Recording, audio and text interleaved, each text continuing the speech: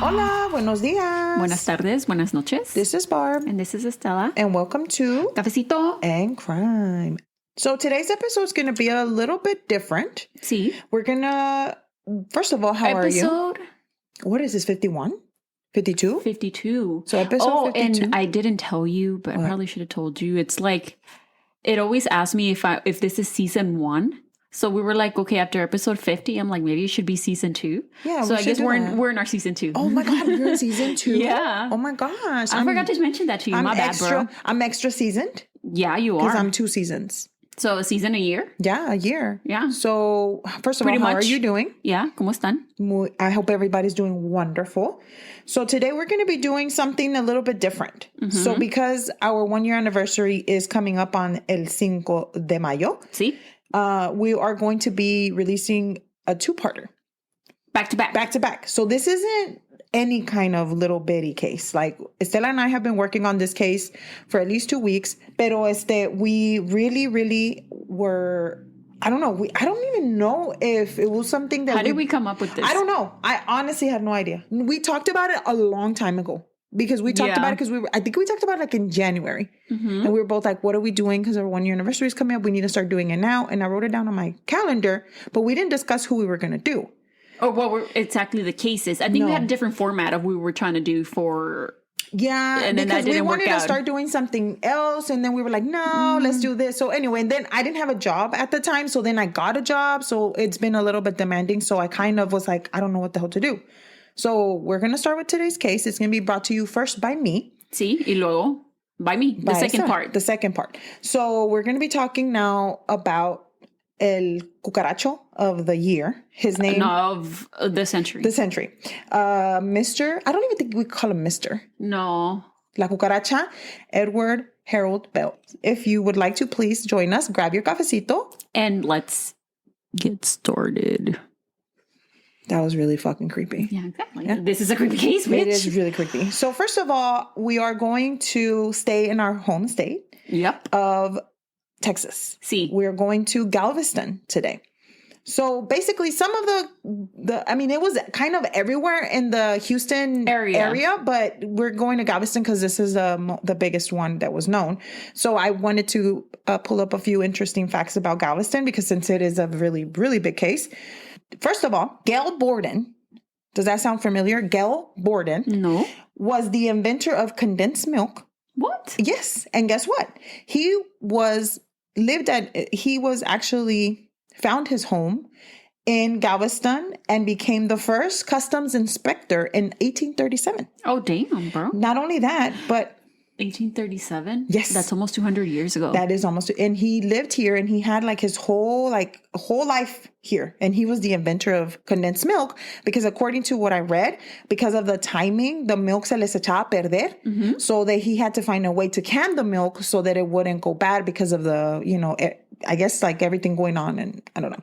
Outside. Anyway, also the first bakery in Texas was opened in Galveston in 1837. También otra vez? Yes. By an Irish immigrant by the name of Christopher Fox. You go, Christopher Fox. Go, immigrants. What? Yeah, luego, it was a great year for baking. Condensed milk. And the first bakery of ever in Texas in 1837 in Galveston. That's pretty cool. Not only that, but lastly, before the devastation of the 1900s, there was a big hurricane. Yeah. Galveston was the second richest city in the United States. That's crazy to me. Well, it makes sense because of the Gulf of Mexico. Yeah, it was only surpassed by Newport, Rhode Island. Yeah, I want to go to Rhode Island. So let's talk about the roach of the story. So who is Edward Bell? I call him Bell because... Ed Bell. That's what they call him. Or I just call him Bell, whatever. He doesn't deserve to be called anything. Cucaracha, So Edward Harold Bell was born on May the 26th of 1939. He was born in Dickinson, Texas, which is not too far from Galveston, maybe about a 30-minute drive. Depends on the traffic now. Back then, it might have been a little bit different. They actually said Dickinson, and they called the road where he came from Old Gulf Camp Road. Mm-hmm. Apparently, it was like an area that was like grassy, and it was just like a country area. Yeah. His father was an oil field worker, which would move around with his family to various towns surrounding Houston. So he was kind of like a mobile person. Donde encontraban trabajo, casi. That's where they would go. Yeah. So Edward, or Ed Bell, was a Boy Scout, and he had at least one older brother that I know of. Edward recalls on one of his interviews, because this fucker did do a lot of interviews, that when he was 3 years old, his brother asked him to go see his 3-year-old girlfriend. 3. He was 3 and the little girl was 3. And they were going to play show and tell. Quotations. I'm throwing up the air quotes. Mm-hmm. Show and tell. He proceeded to ask the little girl to take her clothes off. And after that, her mother actually walked in on them doing this. So the mother obviously had a shit fit, of course, told his mom, and he recalls that he was beat with a stick. And then when his dad came home, he beat the shit out of him with the stick again. Do you think, because I know obviously we both saw his interviews, but do you think some of that was made up? Yes. I do, because I feel like every time he would say something, he would change it. Like he wouldn't say like, I got beat with the stick. Do you, you know what I mean? The thing. I know it's different for everybody. Yeah. Do you remember stuff from when you were 3? Honestly, no. I remember things like a dream, but I don't remember like that specific that I told the little girl to get naked. Like I wouldn't remember that. I'm sorry. No. Would you? Like something that specific? I remember certain things, and I remember I was little, but I just don't know how young I was. Yeah. Maybe I can ask mom, but he's like, no, I was 3. So he claims that his father tried to kill him as well. Mm-hmm. So he said that while they were squirrel hunting, he recalls that he turns over to see somebody called, according to him, air quotes again, hitman. And he allegedly was going to shoot him in the head. And if it was not because he fell to his knee, and he actually said on my left knee, then he would have gotten shot in the head. According to him. Mind you, he claims all of this, and his dad isn't around to say, no, that didn't happen, right? He also claims that when he was 8 years old... Wait, sorry. Why would your dad try to hire a hitman to kill you? According to him, it was... I don't know. I have no idea. But then he also says that when he was 8, his father had his cousin. So he asked his father... his father asked his cousin to molest him, to sexually abuse of Edward... and also by his father. I mean, I think that might have some truth to it, that he was sexually abused as a child from everything that he goes on to do, what we're going to discuss, you know? Definitely. So he also says that he was molested by the Boy Scout mates. So that happens now. I can see that. Yeah. Unfortunately, yes. Yeah. Around the area where he grew up, it was known for the poverty. And also it was known for being like backyard kind of area. So everything was just like separado yardas. Yeah. And just like ditches and like sand dunes and that kind, not dunes, pero como like big like crevices and shit que tenían agua. And tall fucking grass and shit. So he knew how to get around all of that. Yeah. So he grew up there. They called drainage ditches and waterways and rice canals. Yeah. At that time. Canals. I guess that's what it was. I have no idea. So growing up, he did graduate from high school. He went to Columbia High School in Columbus, Texas, and he received his physical education degree at Texas A&M, where he also played the trombone in the Aggie marching band.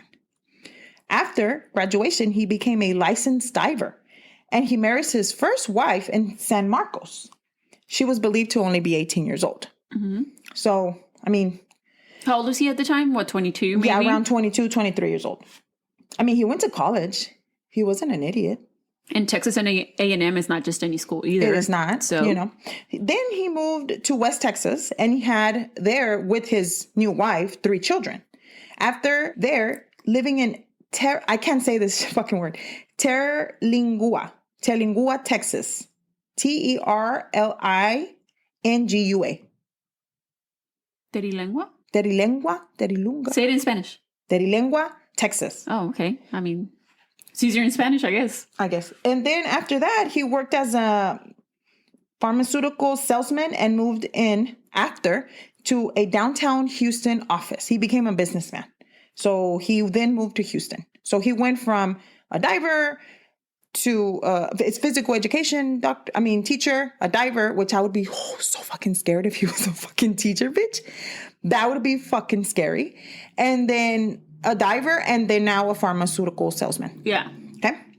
In 1966 is the first time that it is known that he's arrested. He was arrested for exposing himself to some little girls. After that, he was sent to Big Spring State Psychiatric Hospital. After that, he spent some time there in the hospital getting treatment, what he said. And then he was arrested again when he was caught exposing himself again to a 13-year-old girl that was the daughter of a local Lubbock policeman in 1969. So, he didn't give a fuck. No shit's given. Not one. Once again, for Bell to avoid prosecution, then he was sent to, this time, the University of Texas Medical Branch, which is also known as UTMB, as it is now. By the way, I actually have another one. So UTMB, which is the University of Texas Medical Branch, is the oldest medical school that there is in South Texas, basically. Cool. It's the oldest. It was like, I don't know. It's been around for a long time. When he was released from treatment, he was prohibited to contact his children. So this was the first time they say, you're not allowed to contact your children. And Bell then married a 17-year-old female, and they moved to a beach house in Galveston. What about his other wife? He got divorced. She divorced him, actually. Thank God. Thank God. Yeah. Thank God. I don't know how the fuck these girls were just like, I don't get it. Like, this man was not the best looking man. But I think it's, honestly, bro, I think it's the times. It was what, the 60s? 69, 67, whatever. Yeah. So this is when he moved into Galveston, and this is where everything goes to shit. Well, not really. It had been going to shit. Yeah. So, but before moving to Galveston, he had a few arrests. So let's talk about those for a little bit. So he was arrested twice in 1969 for indecent exposure, which we talked about that. In 1972, February 4th, he was arrested for indecent exposure to a 15-year-old white female. On April the 10th of 1974, he was arrested for indecency with a child. He actually got 2 counts. So I don't know if it was 2 children or he got 2 counts from one child. I'm not sure. On November 21st of 1974, he was arrested for aggravated rape. In 1970, because he had some of the diving gear. Wait, 1974 or 1970? No, on November 1974, he was arrested again for aggravated rape is what they called it, but I'm not sure who it was or anything. Yeah. So now I'm going back to 1970. So in 1970, because he had some diving gear, since he was previously a diver, he decided he wanted to sell some of it. So he got in contact and basically he met a man by the name of Doug Prunes. Así se dice? Yeah. Prunes. So Doug made custom surfboards from his shop, and the shop was called Doug Dive and Surf. Okay. Bell also became a silent partner of the shop. Apparently he had money. Baboso no estaba. Estoy diciendo. I'm and saying. money-wise? Money-wise, he was. Career-wise, no. Pero like being a decent human being with morals, yes. Let's take a quick break. Persons of Interest is back, and it's bigger than ever. That scream will echo in my head for many years. Taser! Taser! He's gonna shoot! Oi! Shot fired! Shots fired! Shots fired! Stay down! You gotta go on you! He had the perfect aim. I am absolutely stressed at that point. I have no idea where my officers are.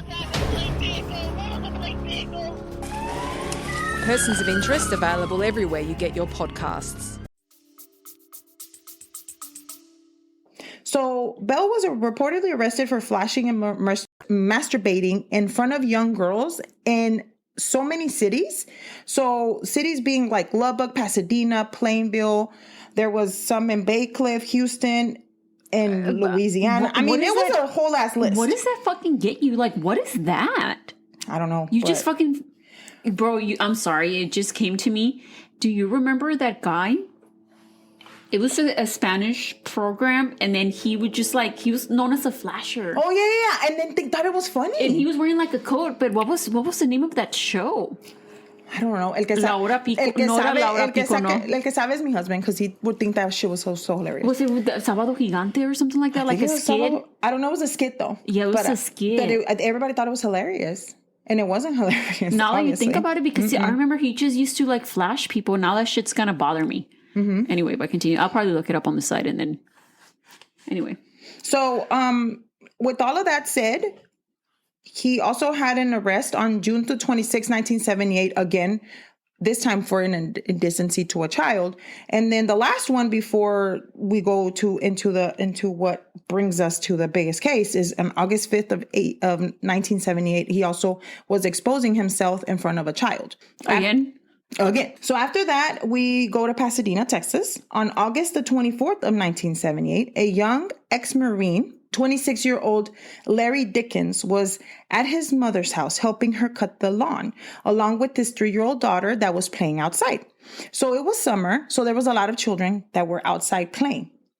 From the kitchen window, Miss Dorothy Lang noticed that there was a group of kids that were playing on the intersection next to her house. So she was kind of like a corner adjacent to where you can see the intersection. Yeah. Sorry, real quick. I found the name of the guy. It was a show called Bienvenidos. Oh, Bienvenidos. But it was actually a Venezuelan TV show. Y el guy se llamaba sorry, I just had it real quick. Se llamaba... Hugo, El Loco Hugo. Yes, El Loco Hugo. Yeah, that's what it was. Yeah. Yeah. But he was a flasher? He was a flasher. Anyway, yeah. Back to the story. But and then I was people would run from him. It's not funny, but now in retrospect, you're like, bro, what the fuck were we fucking watching? Yeah, what were we watching? I don't know. But anyway, back to the story. So she then saw a red GMC pickup truck. The driver, as we know now, was Edward Bell. At the time, he was around 40. She sees him doing something inside, like he's picking something up off the floor on the seat. So then she thought that he might have been lost or something. So she kind of comes out of her, like the kitchen and goes outside. She heads out to see if he wanted help. And she sees him heading towards the children. But then when she gets closer, she sees that the man is standing in front of these kids and he has his pants around his ankles and he's masturbating. Ew. Masturbating. Oh. When she gets closer, she sees that he's kind of like, what the like she's like in shock. 40. He's 40. Around the time. I mean, not that 40. At any time is fucking okay, but like, what the fuck? So she runs back inside and she calls the police. So you can hear you've actually heard it. There's like actual 911 call that she's like, hey, this guy's out here and he's doing some stuff in front of these kids. And so when she's doing that, her son, that catches her eye. So that catches his eye. So he runs back inside. The garage door is open. Like he came, grabbed the lawnmower at the garage and he starts mowing the lawn. So he runs inside the house and then he's all like, he's like, what's going on? And so then she's like, well, look what's going on. Yeah, el señor está fuera, you know? So Larry then runs to the man's truck that's parked in front across the street and he gets the keys out of the ignition and he takes the keys and walks back to his house, to his mom's. Yeah. So all of this is happening when Dorothy is on the line with the police. She's on the line and she's like, hey, y'all need to hurry up. This guy, blah, blah, blah. And you can see like she's like, her voice is like in panic. So then when Bell sees what Larry is doing, he runs after him. And I could just imagine this shit. Like he fucking runs after him, pulling his pants up. Pinche, like he's a fucking gross ass. Like it's asqueroso. Asqueroso, bitch. So then he tells him, hey, give me my keys back. Y él le dice, no, I'm not going to give you your keys back. You're going to wait for the cops. And then he's like, no, if you don't give me my keys back, I'm going to shoot you. Of course, Larry said, no, I'm not going to. Like, he's like, no, you're fucking doing this shit. You're going to wait for the cops. So then Bell goes back towards the truck and he takes out a silver pistol and he shoots once in the air, like to scare him. And when he sees Larry just kind of starts backing up, he shoots him 4 times in the chest. Right there. So Larry, with, I guess, the adrenaline, he starts running back to the garage to his mom. So when he's running to the garage, he meets his mom at the door of the garage and his mother, and he collapses.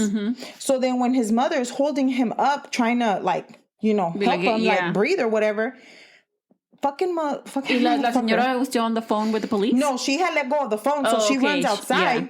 Yeah. Because obviously back then estaban conectados. Yeah. And so when she runs out, she's holding his head, like trying to carry him para levantarlo. And a couple of things. One of them says that she was holding him, and another one says that she had ran inside to tell them that her son was shot and that she was on the phone. But the point of the thing is, this fucker came out of his truck because it wasn't enough that he had shot him 4 times, calmly walks back to his truck, back to the garage where Larry is already laid out. And the mom is like, please don't shoot him anymore, whatever. He came out with the 357 rifle, which is not a short, it's like a long ass fucking rifle. Yeah. Like it's a rifle. It's a big ass fucking gun. So he walks back to Larry, and Dorothy, like I said, she was holding him. I guess that's what I read. And then I saw some other stuff. It was kind of like conflicting. And he walks up to Larry and he fucking hears Dorothy saying, please don't shoot him. He didn't give a fuck. Shot him in the fucking head. In front of his mom. In front of his mom. Shot him in the head. So then after that, he walks back to his truck. He doesn't run. He's not in a hurry. He took the keys? He took the keys and he walks back to his truck. So at this time, Larry's daughter is, like I said, she's 3 years old. She's playing with the kids. She's walking back to see what was going on because she hears the commotion. And she says in an interview that she's walking by him y que mira que su papá has his eyes open. Oh. So she's like, I thought he was still alive. So then you can hear Dorothy on the phone. She runs back and says, he's dead. He's dead. He killed him. And so the cops are like, they're on their way. They're on their way, whatever. Larry's 17-year-old sister, it was like a whole, like this whole thing happened kind of at the same time. That's all like its own case? Yeah. So his 17-year-old sister her name is Donna. She's coming home from cheerleading practice and she's in the corner turning into the street where Larry is walking. Like pinche to his truck. Like pinche like movie, for real. Como si nada. Como si nada. Walking to his truck and she sees him. So she comes by and she sees him walking. She didn't know what was going on. So she drives up to the driveway where her brother is laid out. Yeah. So then at that moment, Dorothy ran back inside and she's trying to get them to get here. And so then Donna is like, Mom, is he dead? And Dorothy is like, I don't know. I don't know. Right? So...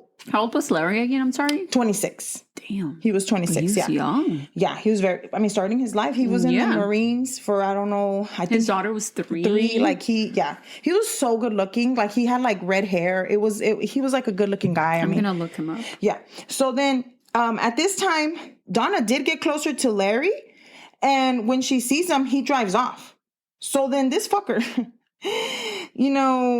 he decides to back up and leave. He ran, right? He starts going around the corner and just the police got there right on time when he was turning his truck around and leaving. Yeah, bitch. Yeah. He's about to turn around and leave. Yeah. But as we know, Pasadena is really known for a lot of dead ends. Yeah. And so then what they do, he's trying to starting to drive off. And next thing you know, he I read somewhere that he actually was trying to like fight the police and shoot them and shit, but he missed. Yeah. And then in some other places I see all he did was that he ran into a dead end and he fucking crashed. And then they caught him. They caught him. They bring him back to the cop car. They walk him. While he's walking by, Donna's at the door. And then Dorothy was like, I can't say that that's him. She didn't even want to look at him. Obviously, she's traumatized. So they have Donna come up and identify him, right? And so when she goes up there, she starts screaming at him. And she's like, why did you do this to my brother? What did he do to you? And it was just like she started going off. Honestly, it's true, Barbie. ¿Qué le hizo? Nothing. To warrant that. And they were like, she was like, I hate you. Why did you kill him? And the police was like, hey, they pull her back, whatever. And so after that, they did take him to jail. The police did search his truck afterward, and they found the murder weapons and child pornography. Ew. Why am I not surprised? Now, this is where it gets a little fishy, and the reason is because they gave him bond. Oh, I think that's the judge. The judge. So they gave him bond, and the thing was that after 2 months of his arrest, his bond was set at $125,000.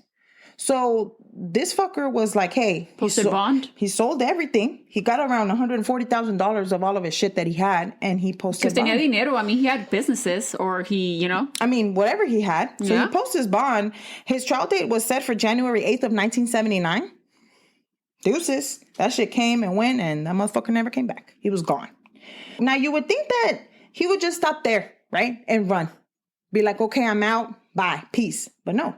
On September the 6th of 1984, in Bryan, Texas, a young lady named Sue was watching her husband leave. So she was, bye, see you later, buddy, whatever. She has, yo estoy haciendo que va a decir y todo. Ay, nos vemos, sí, te eché los tacos. All right. Dios te bendiga. Okay. So then the lady has a toddler, and the toddler is in her room asleep. So the lady's like, let me go ahead, la muchacha, let me get ready for the day. So she goes back into the master bedroom, and she starts getting, ready.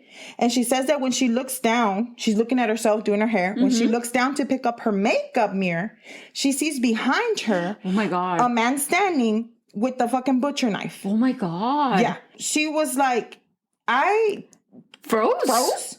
But she automatically, it was not a butcher knife, excuse me. She said a hunting knife. So because of her child, she went into mama bear mode. Yeah, she's like, fight.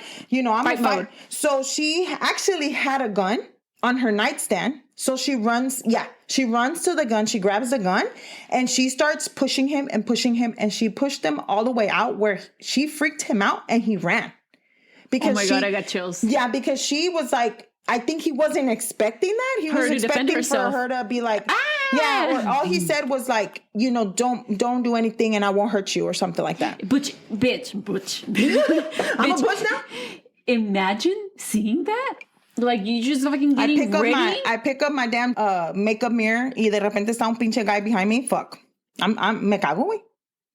Bro, but damn. I mean, obviously back then, now everybody has like security systems. Your fucking door beeps as soon as somebody walks in the door or whatever. But and it still happens, even though that literally that still fucking happens. I think like last week here in North Houston, there was a lady that got I think she got assaulted leaving her house in the garage. And her kids were inside. Oh my God. And her daughter, side note, guys, this has nothing to do with Erbel, but this was like literally last week. And the daughter, the only reason that her older daughter heard her screaming, and she was able to call the cops, and the cops came while he was still there. Yeah. So this happened, this still happens. Oh she was literally opening the garage to leave. Bitch, people have balls. But that's the thing. You just don't. And I always go back to the same thing. I'm like, how do you have the balls to just walk into somebody else's home? Yeah. Like, you don't know what these people have inside their home. And one day you're going to fucking catch the wrong one. Well, that's what happened to her. Yeah. That's what happened to this person, right? So then she's like, I'm thinking about my daughter. Like, she's like, I needed to. So, bitch, some people be having like pet tigers and shit. Yeah. Well, I mean, alligators and shit. Yeah, you never fucking anacondas and shit. I mean, my dog won't fucking do shit. He'll fight a broom, as you know. As we know about 2 hours ago. So now, she said that she got a really good look at him. Because she was like, I saw who this was. Like, she was pushing him. But they said they just tried to put the incident behind them. The cops couldn't find anything. They were just kind of like, we don't know who it is. They did show her some, people, but she was like, that's the thing. If they would have found him, they would have seen his fucking record. Yeah. His fucking record, pinche stacking shit of fucking files. This was in 1984. He was wanted for murder. Set out on bond in 1979. 5 years? Yeah. 6 years? So he was still in Houston. He was a wanted man. Well, in Texas. Bryan. He was in Texas. He was in Texas. So he didn't give a fuck. And he was risking everything by getting caught. El señor muy campante and shit. What the fuck? I'm telling you. So he runs, out. Do you think that has to do with the fact that with the cases of him, exposing himself to kids, and then he would be like, oh, I'll just go get psychiatric help, and that would be his way out of it. Yeah. Por eso se creía que, I'll just, but that's that. But you murdered somebody. Yeah. And in cold blood, in front of his family. In the day. This wasn't en la noche. It was broad this daylight. was broad daylight. You were fucking masturbating in front of 3-year-olds and shit. Ew. Straight up, Estela, let's be honest. That's what he was doing. So what happens is he goes back. Larry is trying to make sure he does not give a fuck about anything. Like, he does not care. I feel like he has gotten away with it for so long. Yeah. But now, like, I think it's even worse now. Not that it's not worse than it is, but you murdered somebody and you got arrested and charges were brought upon you, but you posted bond and kicked rocks out of the fucking city. And that's why I think that I wanted to add this story in there, because it was kind of... I didn't know this. No, I know. But the reason was because I felt like I wanted for everyone that's listening or listeners to see how he was doing stupid bullshit. And I'm sorry, not caring. Like, he didn't give a shit, Not only that, but... they talked to Sue afterwards, and Sue said, no, my husband and I are trying to get past it, blah, blah, blah. Okay. But she's like, I know that he was not expecting me to react that way. Good. She's like, I know that. Yes, bad bitch, Sue. She's like, yes, she's a bitch. She's a fucking bad bitch. Like, Sue said that because of her very quick thinking, and she remembered that the gun was there, and he was not she was probably expecting her just to scream or to be like, oh, don't do it, my kids. Yeah, so she was like, no, she was like, I was thinking about my toddler, blah blah blah. Okay, but that's the thing. Like, imagine how many other stories or how many other cases that he's done this, because I'm sure there's plenty of times that he's done stuff like this that we don't even fucking know about. I mean, think about it. If you're a serial whatever, flasher, whatever, child molester, whatever you are. But the thing is, if you are, you can't go a day without doing it, because that's how or not that long. That's how he would get his, fix his or whatever. So Sue was looking through the newspapers one day, and that's when she sees that picture of fucking Ed Bell in the fucking newspaper. And she was like, what the fuck? Like, this fool is one of the Texas most wanted fugitives right now, right? She stated that she could never forgive that face. She's like, at what time? Never it was still 84. It was still 1984. Well, let me go there. Okay, sorry. So at this point is whenever that the man that had broken into her house, she's like, I'm never gonna forget that fucking face, right? So Bell disappeared after this happened for 14 years. So it was still 84-ish whenever, when they started putting him out for the Texas fugitives and stuff like that. No, I think it's in total, right? Because in total he disappeared for 14 years. Since he skipped his court hearing. He was gone for 14 years. So then at this point, a new detective comes and takes over the case. So the case is taken by the detective Larry Butcher. Oh, it's cool that his name is Larry too. Yeah, it is pretty cool. And so he states that he knew Bell had gone out of the country. And the reason he says that is because he said he had no paper trail. He said he also had to have been using different names.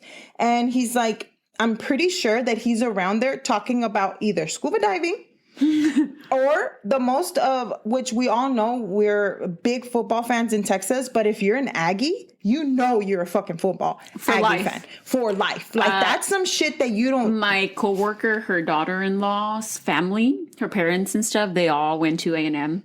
And they're all Aggies to this day. And they they have season tickets. Yep. They buy Aggie merch when they go out at stores. They go to all the games. I mean, they have viewing parties. Yes. You're like an Aggie for life. When you're an Aggie, and if you're from Texas, anybody listening that knows that if you're from Texas, we love football here.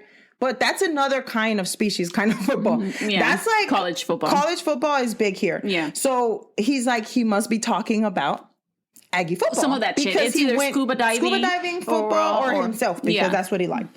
So Detective Bosher decided to call the network. At that point, Unsolved Mysteries was big on TV. And he called them and he said, hey, this guy's real dangerous. He actually was fluent in German. What the fuck? Yeah. He had worked as a mechanic. He had worked as a tugboat operator. Not only that, he was a physical education teacher. And he had he had worked as a traveling salesman. The only German word I know is Gesundheit. I have no idea. Anyway. Schlitterbahn is German. Wow. Did you know that? No. Fun fact. No. Schlitterbahn is our water park in Galveston. In Galveston. Where should we go to? So, and so then he could be doing anything anywhere, to be honest. He could be in any part of the world. He could have. At this point. Because it had been how long? Years. So he's like, you know what? Let me go ahead and the actual producers were like, we're going to go ahead and air the story. So they do the story. And another fun fact, that this was the first time that Matthew McConaughey was in a acting gig. And he was actually in that episode of Unsolved Mysteries. And he was Larry. Larry? Yes, he was Larry. All right. Man, that man is so fucking hot. This is, we're texting, but and he's from Uvalde, right? He was born in Uvalde. But the thing is, like, we're texting, pero I don't think that we sound like he sounds. But he's like Texan, like his country accent is heavy. But I think it's because we're bilingual. Do you think that makes a difference? I don't know. I think maybe when he, you know what? Little side story. I was watching Full Coverage, the podcast, and they were talking about Laura's accent. The guest that they were talking to, they were like, he was Australian or something like that. So she was like, oh, I like your accent. She was like, her accent got brought up. And then she was like, no, since I've been in LA, it's waned down way more. But you could tell if you watch her. She's like, when I go home to Alabama and come back, it's way heavier. And Manny's like, yeah, I love it when she comes back, but after a week it goes away. But she said, when I go home and then it sounds more country when she's back home. She talks more like they do there. But she says, when I come back to LA, it sounds like that for a bit. I guess she has to change like her voice. Yeah, she's like, some people don't understand what the fuck I'm saying. Wow. Yeah. And that happens because I feel like, But I don't think Matthew McConaughey sounds like that. Well, I think he works has like on it. I'm sure that they have like people that help him with speech and shit. You were like a dialect coach. Yeah, I'm guessing. I don't know. But bro, try to go to fucking Louisiana. Bitch. The fucking swamp people. You used to watch that show? I'm still obsessed. Okay, another side story. Fun fact, Barbie number 55. She used to be obsessed with swamp people on the History Channel. And I really do, and I still this day, I want to go alligator hunting. I'm sorry, I love animals, but for some reason, I just thought that was the fucking badass shit in the whole wide world, and I wanted to go, I still do want to go alligator hunting. But anyway, so this accent that they have, even if you go like to the casino, which the casinos are really close to Texas, but like it's so different. Like they speak differently. I've been to New Orleans. We were only there for like maybe a day for my friend's birthday, and I don't remember anybody's accent. Yeah, no. And then when Katrina happened, and a lot of the people from New Orleans, Louisiana, everybody came here. You couldn't. I remember I worked with a few guys and some women that were from there, and you couldn't. I was like, huh? Like it was really weird. And I feel like we might have accents too, or we might say certain things. But I think in different states, people can pick it up. Yeah, I feel like it's because we are also bilingual. It sounds a little bit worse. Se te sale. No, but es que you just can't help it, dude. Like Spanish was my first language. Yeah, of course. Like, and that's with anything, I can't help it. But anyway. And then what were we talking about? I don't know. Anyway. So Matthew McConaughey is hot as fuck. Anyway. My sister said read his book. I don't know. But and I've been trying to buy it. It's been in my fucking Amazon card and Target card, but I don't buy it from either one of them. But I need to. But I heard she said it's really good. It's like it'll be like not that you have an end of the year favorite book list, but that it would be on it. It would be the one. Oh, wow. I don't read shit because I can't stay focused for longer than 5 minutes. But anyway, so the show first aired on December 2nd of 1992. Not much after the show aired. They got a call from a few tips. Like there was, they had a big tip line. Like somebody, sí entraban. So sí entraban, sí había. And there was a guy that he said he was from Odessa. And he said he remembered leasing a boat to a man that would talk to him about living in Texas. And that he talked to him about Aggie football. And then another viewer called and he said he remembered doing some business with a man in Panama City, Panama. And he said that to the point where Panama, like fucking South America, yes. So he also sent him pictures of him and said, "La verga, le tomó fotos." Yeah, no. He said he had been living in Panama. That person that he had taken pictures of had been living in Panama for at least 10 years that he was aware of. So he was apparently prospecting for gold. And he was that known there in Panama too. Apparently, yes. I had no idea, but it was something that people did. They actually had land, and he actually owned land in Panama. How, girl? I don't know where this man got this money from, bitch. I have no idea. But pendejo. I mean, like we said, no está pendejo para eso. For the business? So he did own land, and he was known by another name. He was living under the name of his deceased cousin. His name was Cecil Boyd. And also... Que te venga a jalar las patas. I hope so. I hope. Please. Que te jalen las greñas también. Y las pinches patas. Patas, las greñas y el culo. I don't give a fuck. So, no, I think he might like that. Yeah. Ooh, yeah. Anyway. So then, and he also lived at the nickname of Wally, which I cannot get over the fucking Wally name. You talking about the movie? Yes. Yeah, the Disney movie. The first thing that I thought was the fucking robot. I'm like, why the fuck would they... Hey, that's a badass movie. I love that movie. Yeah, but not this Wally. Not this Wally. Yeah. So Bell was a part of a boat yacht club. A la verga. Yes, he was a part of the yacht club. Se llamaba Pedro Miguel, that was in Panama. So that's the name Not of the... Pedro Miguel. Pedro Miguel in Panama. That was his name? No, that's the name of the boat yacht club. Okay, club. Okay. So people that were like, we saw that there was a documentary series or whatever, and the people that were there were like, they kind of knew something was up with him because tourists that... Era gringo. Que era gringo, güey. O sea, era gringo. He was fucking like, I don't know, stood out like a sore thumb. Everybody in Panama is darker. Yeah. And they're Afro-Latin people. And they didn't look like it. Like you say, obviously there were, I think from what I remember, there were other Caucasians there también. Pero you know which, like the Caucasians, like you know quién es quién. Yeah, they knew each other because it was like kind of like a society. Por eso estaban en el... Se asociaban. Yeah. Pero por eso estaban en el club. Se asociaban, pues. Sí, pues. And so one of the guys dijo que se lo quería putear, pues. Ah. El Wally. ¿Tenían beef? Tenían beef porque el señor le movió el barco, pues. ¿Quién le movió el barco a quién? El otro señor, the guy that was talking about Wally. Okay. Moved Wally's barco. ¿Por qué se lo movió? Because there was a storm coming. Oh, le estaba haciendo el favor. Sí, but Wally said, don't be fucking touching my boat because I'm going to kill you. Oh, se encabronó. Yeah, he got mad because they touched his boat. Oh. Which at first I was like, how the fuck did he move his boat? But then you can like move them like, como like... Pero tienen llave. Pull them, no? No, you can like pull them, way. It's in the water, bitch. I know, but it's not that easy. Well, I'm pretty sure he was they knew what they were doing. Yeah, he was like the I guess like the manager or something. I don't know. Him and his little wife, they were cute. So then, after that... Bro, but he was just trying to do you a favor, bro. Sí, pero se enojó y le dijo que le iba a putear. Porque he probably had shit that he wasn't supposed to be having in his fucking boat. Pretty much. Okay. I'm pretty sure. So on February 14th of 1993, he was taken into custody by the United States FBI and also Panamanian? Wow. Panamanian, right? Panamanian. Los policías de Panamá. Sí. Policías de Panamá. He was taken into custody. Bell was found asleep in his yacht or in his boat. It wasn't a yacht, estaba más tirado que la verga. And with the young lady in the boat with him. Not the young lady. The young lady, bitch. How old is he at this point? Like fucking 50? Like 50? Yeah. Yeah, because he was 40 when he killed Larry. And it had been like 14 years. So he was in his mid-50s. Yes, mid-50s. So he's nasty. And so after the arrest, they have recordings of the interview that they did with him. Like, I guess they, like, the Panama, la Policía de Panamá, was interviewing him, and they kept the recordings. Apparently, the recordings had been saved for like years. Nobody had listened to them. What? And in the recordings, they said that they found out that the young lady that was there in the boat with him was a girl by the name of Bernardina Rodriguez, and she was 18 years old, native of Panama, and she was the daughter of the man that helped Bell learn how to prospect or gold mine, basically. So he took him in as an apprentice, showed him how to gold mine, and then he took his daughter. Wow. Wait.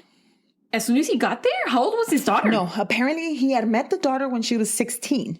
So after he met the daughter when she was 16, she said that they dated. I can't. Yeah. Because my niece is 16. Yeah. And no. Mm-hmm. They dated. And so then after they dated, like he told her. ¿Se enamoraron? Pues le daba dinero y todo. Y pues they were poor. Uy, tenía una hija también. Tenía una hija la muchacha. Yeah. So, I mean, they were... in need. So, I mean, I understand why. And she didn't know any better. Mm-mm. She didn't know. And she really, honestly, like Estela and I, she watched the docuseries of her. She had an interview.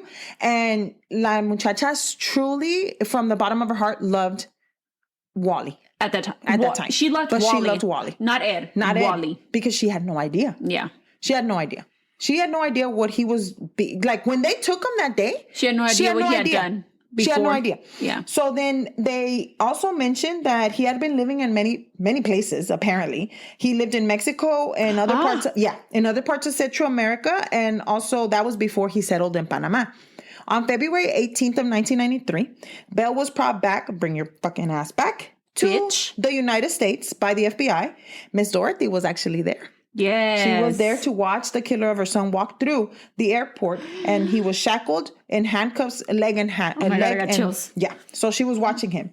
She was asked, like, hey, how do you feel? Like, what's going on?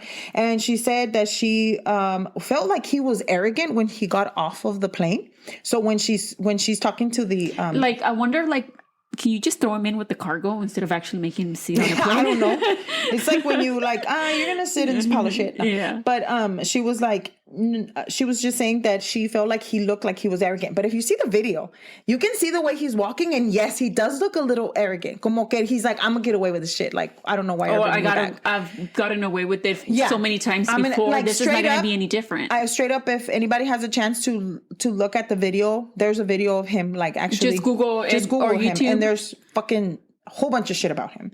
But it wasn't a lot, actually. If you think about him it. coming back from Panama being extradited. Yeah. So then Miss Dorothy, and she's saying that she was just happy that he was finally back and that he was going to finally face what he had done. And she said, I hope that they say it again. I hope that they throw the book at you because you deserve it. I would literally say that and have a book in my hand and throw it at him too. Yeah. Figuratively and literal. Yeah. So both of her and her daughter were happy to see that he was back and that he was ready to face what he had done. And I bet you que la niña de Larry ya estaba grande by then. I see. Yeah. But she was 3. Like, and it had been 17, 17, dude. 18. You imagine? Ya sabía la pobre. So they were also main witnesses to the trial. They were there. So on the stand, and the defense claimed that Larry was a mean person. And that a mean person. And unstable, who had attacked Ed Bell and threatened him to kill him. So Larry? Yeah. That's what he was. The defense was saying that he was that Larry. Oh, that Larry. Yeah. Okay, yeah. Bell then says that he was fearful of Larry. Oh. Yeah. Motherfucker? Yes. You were exposing yourself to fucking children. Not only that, but then he says, wait, it gets worse. He then says he had no way of getting out of it, right? that was the only situation he had. He had to kill Larry. Right? Wait. That he accidentally tripped on the rifle and he shot Larry. 5 times? Because he shot him, 3-4 times at first, and then he walked his ass back to the garage de la señora Dorothy, where her son was laying there by the door, and shot him in the head. Yeah, in the head. And he tripped then. And he tripped. Okay. Yeah, he tripped. And ¿Fueron los duendes? Did they trip you? ¿Los chaneques? Los chaneques, bitch. Los pinches chaneques que andan haciendo allá. On June 28, 1993, he was finally convicted of something, bitch. I'm sorry, but this shit was long time coming, bitch. He was finally... And it wasn't enough. And it was not enough. He was finally convicted of Larry's murder, and he was sentenced to 70 years. As he should. He should have been sentenced to life. Rot. Well, I mean, I think at that age, 70 years was life for him, you know? Girl, well, you never know. Este motherfucker no se moría. Let me finish. So, I'm saying... So then they kind of start having interviews with him, and he said that he had been a flasher, air quotes, for about 13 to 14 year period, and that he had flashed in relation to about 10,000 girls. How do you keep count? I don't know. Do you have a little black book and shit? And you're like, okay, I went to Flash today. Y había tres niños. I don't know. September 12, 1972. What? I don't know. You know what, bitch? He probably fucking did, because he probably wanted to read over the shit and get off on it. He probably did. Fucking nasty. So a lot of the things that I read about him was that when he was asked, he would talk about it, pero como que te decía algo, pero then he would try to play or take it back. Yeah, I did it, but not really. You know, and he would mind fucking you. Yeah, he was mind fucking people. And so then they would ask him, "Did you do this?" I don't remember. Maybe. No, maybe. Well, when I'm out, I'll tell you. But you're not gonna get out, motherfucker. I don't. Anyway, see, I'm already getting hyped up. Hold up. On February the 18th of 1998, Edward Bell sent some letters to the Harris and Galveston County. How long had he been in prison by this point? Oh, like 5 years? Because he got convicted in 1993. Mm-hmm. Yeah. So he actually sent them to the prosecutors where he confessed that he had killed or killing 7 younger girls, right? So the letters were kept a secret. So they fucking get the letters, read the letters. The district attorney and the prosecuting office and all that stuff. Read the letters. And they were like, oh, he's jerking our chain. So they put him up. That's exactly what happened. Until 2011, when retired detective Fred Page and Lise Olsen, excuse me, an investigative journalist from the Houston Chronicle, reopened the case, and they found out about the letters and started reading the letters. So there's the thing about these letters, ladies and gents. I could not find the fucking letters to save my life. Stella looked. I even looked at TikTok. And you know, when you look at TikTok, es que ya no encuentras nada más. Like, I literally typed it all kinds of ways. I couldn't find them, which I understand because it does talk about somebody's killings and it's probably somebody's family members, and that could hurt. So, disclosure, this is a little, graphic, and it is hard to hear because, this is somebody's family. Child.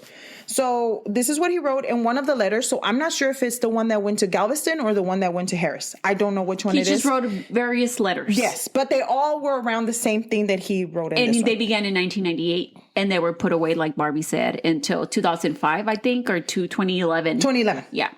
So this is what he wrote. Dear sir, and I quote, he wrote, and I quote, Dear sir, I figured out this is exactly how I wrote it, okay? I have been on a brainwash murder program. I have decided to tell you that I was, quotes, brainwashed into killing Debbie Ackerman and Maria Johnson in November 1971. I have also killed 5 other girls in Galveston County. Debbie and Maria were shot with a .357 I'm guessing Magnum, pistol. Maria was shot with a head-to-toe shot, period. Possibly in the back of the head. Then he wrote 1 in a line. I don't know what that means. Neck or back. I was standing on the brick when I shot her. I could not see her. Yours truly, Edward Harold Bell. Period. End quote. So that was the first letter, which I said I don't know if it went one way or another. I'm not sure. So we said again, they were stored away because the prosecutor, based on what he was interviewed by Mr. Fred Page. Mr. Fred Page, he said that he just thought he was weird, but that he didn't think he was actually capable of doing something like that. He said that he just didn't. He's like, I knew I had my instincts, and my instincts felt like I didn't believe him. Yeah. So Miss Olsen? Lise Olsen. Miss Olsen. She said that she did go see Bell in jail. So there's a lot of shit out there where this fucker, like, he talked to everybody and their mama. Like, he was just talking, but he wasn't talking. Does that make sense? Yeah. He was talking, but he was not talking. So Miss Olsen went to go visit him. And once again, he didn't say much. He was just kind of like, yeah, I did do it. But when they let me out, I'll tell you, all this bullshit. He actually wrote her a poem. Mm-hmm. The poem is called The 11 That Went to Heaven. This is what the poem is called. That says, and I quote, and mind you, once again, this is how he wrote it. I copied it exactly what I was able to read. So who is to blame for this horrible mess? ? Is it the descendants of G-Man, Elliot Ness? ? On this, I think we can for sure all agree that makes Uncle Sam, in quotations, the brother of something I couldn't read. And what of the innocent ones who fell by the will the hunchman of Uncle Sam ever pay? ? All of those who fell were as brave can be. The only coward who was there was me. Edward Bell, 7/24/2011. Then he goes on the back of the page, and like I said, they were so hard to read. I had to, I don't even know what I was doing. I was zooming and shit. So I had to, like, literally, it was crazy for me to find them.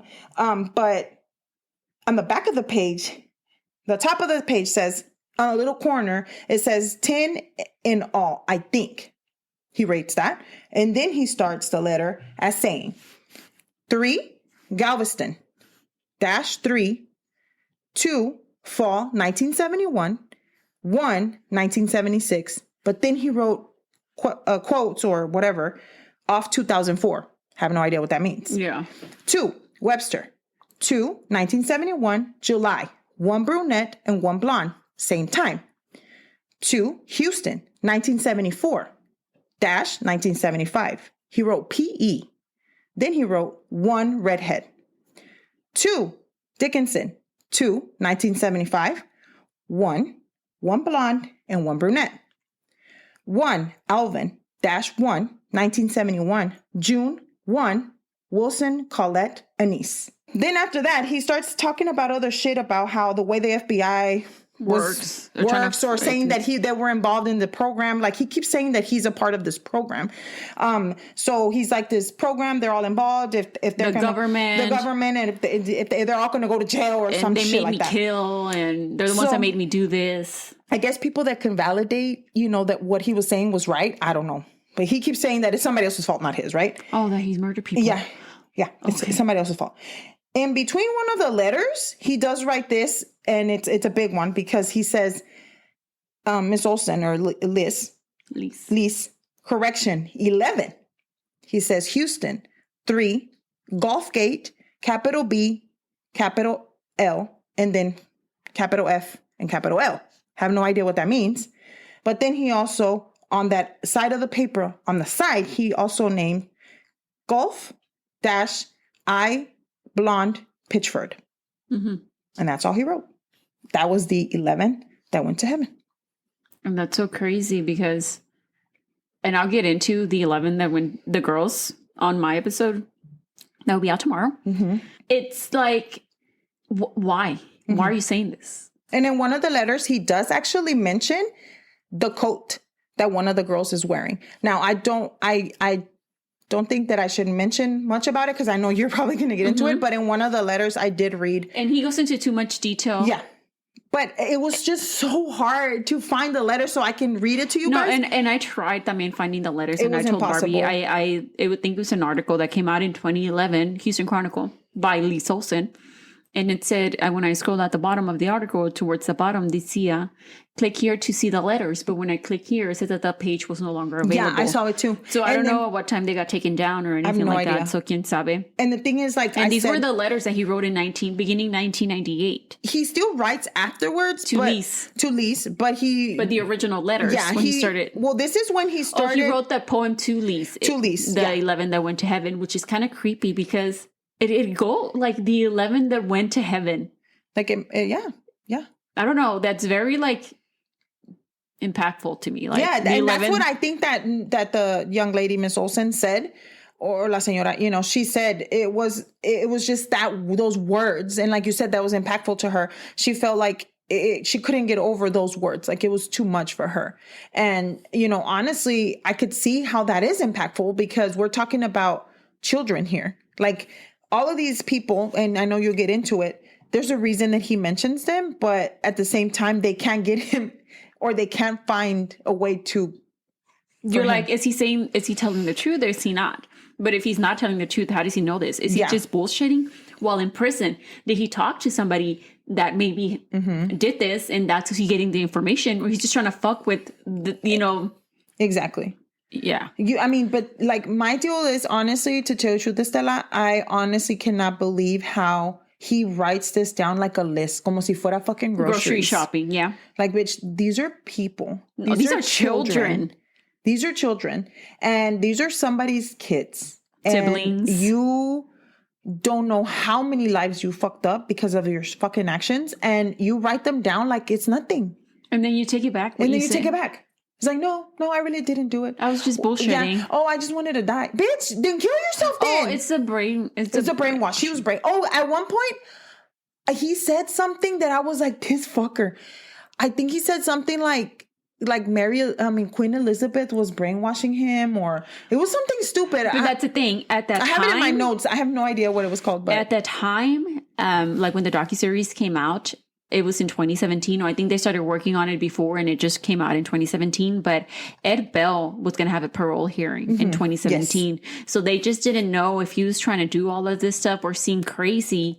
So he could be like, okay, I'll tell you what you want to hear, but I need you to give me a good lawyer for this parole hearing. And once again, we go back trying to play insanity or something. And once again, we go back to the same thing of him always getting away with saying, oh, I'm not okay mentally. I'm not okay mentally. Send me to a place, and I think psychiatric help. So I think that when he was in Lubbock for the first time that he had done what he was doing, exposing himself, he actually was the first time that he was put away for psychiatric help. And then from there, he just started saying, okay, I'm insane. I can do this. And he started to go to a hospital and get treatment. And he started according to him, right? Yeah. Mm-hmm. He's a piece of shit. Piece of shit. And that was the 11 that went to heaven based on the fucking fucker cucaracha. Ed Bell. Well, Edward Harold Bell. I said it right this time. You did. So tomorrow you will be listening to the second part of this. Yeah. Yeah. And tomorrow will be our 1 year anniversary. Woo! Fireworks, party, whatever. Snaps for sure. Snaps. Yeah.